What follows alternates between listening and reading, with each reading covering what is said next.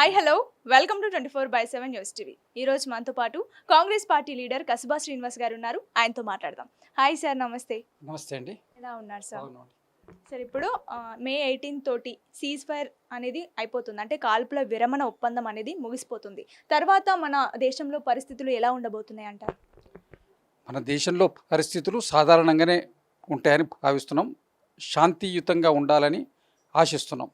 మన దేశంలో అయినా ఎప్పుడు కూడా భారతదేశం శాంతికామకమైనటువంటి దేశమే కానీ ఎవరి మీద దాడులు చేసేటువంటిది కాదు.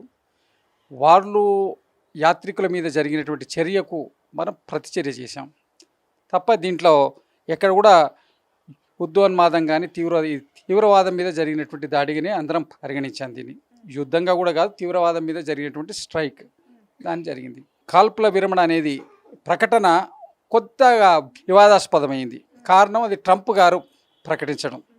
మన దేశము రెండు దేశాలకు సంబంధించినటువంటిది, ఇరు దేశాలకు వాళ్ళు కాక ఒక మూడో దేశం ప్రకటించడం వల్ల వచ్చినటువంటి ఇది అంతే తప్ప కాల్పుల విరమణ అందరూ ఆశించేదే. కాల్పుల విరమణను మనం అందరం కూడా స్వాగతిస్తాం. కాకపోతే ట్రంప్ గారి యొక్క ప్రమేయము, అమెరికా యొక్క ప్రమేయము, ఇతర దేశాల యొక్క ప్రమేయము మన ఇరుగు పొరుగు దేశాల మధ్య రావడం వల్ల మన గతంలో ఇదివరకు ఇందిరాగాంధీ గారు ప్రధానమంత్రి ఉన్నప్పుడు అప్పటి అమెరికన్ ప్రెసిడెంట్ మీద ఓపెన్గా వారు ఇచ్చిన ఆఫర్కు వారు వ్యతిరేకంగా అఫీషియల్ స్టేట్మెంట్ ఇచ్చారు. ఆ విధమైనటువంటి స్టేట్మెంటు మనము ప్రధానమంత్రి మోడీ గారి దగ్గర నుంచి రాలేదు. అది భారతదేశంలో ఉన్న ప్రతి పౌరుడు బాధపడుతున్న అంశం. ఇప్పుడు ఇక్కడ పరిస్థితి ఎక్కడుందంటే, మనం ఒక క్రికెట్ మ్యాచ్ గెలిస్తే గల్లీలలో బాంబులు పేల్చుకునేటువంటి మన యువకులు, పిల్లలు, ఈ యుద్ధంలో మన విజయమా, మనం దెబ్బతిన్నామా అన్న దాని మీద సంశయాన్ని ఉన్నారు.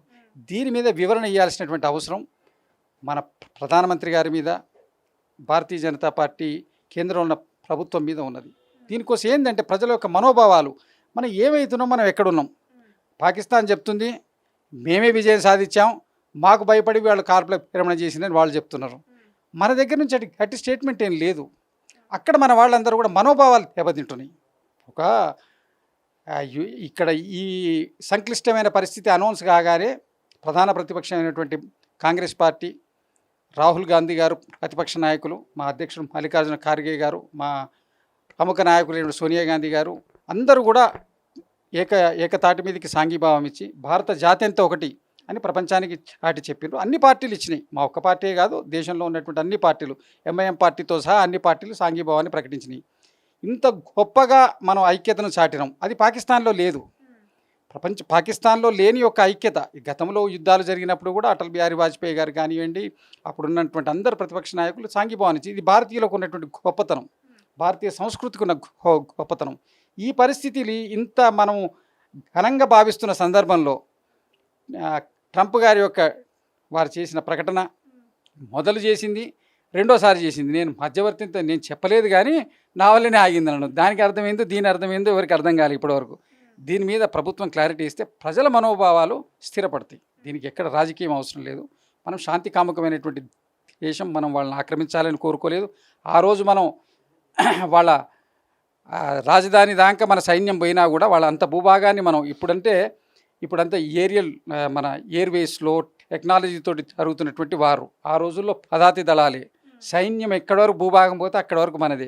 అక్కడ లాహోర్ దాకా పోయినా కూడా మనము అంతర్జాతీయ సమాజానికి మనకున్న కట్టుబాటుకు, సిమ్లా ఒప్పందానికి కట్టుబడి మనం వెనక్కి వచ్చినాం. ఈ యొక్క సందర్భం మీ పర్టికులర్గా మల్లికార్జున ఖార్గే గారు కాంగ్రెస్ పార్టీ మొన్న ఒక క్వశ్చన్ రేజ్ చేసింది. సిమ్లా ఒప్పందంకి మనం కట్టుబడి ఉన్నామా, మనం లేమా అని. దాని మీద కూడా సమాధానం ఇంతవరకు రాలేదు. ఇవి ప్రధానమైనటువంటి అంశాలు.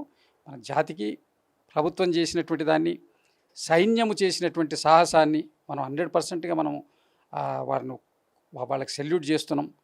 ప్రభుత్వానికి కూడా పూర్తి సాంఘీభావం ఇస్తున్నాం. కాకపోతే దీని మీద క్లారిటీ ఇస్తే ప్రజల మనోభావాలు బలపడతాయి. ఇది నా అభిప్రాయం. Okay sir, thank you so much.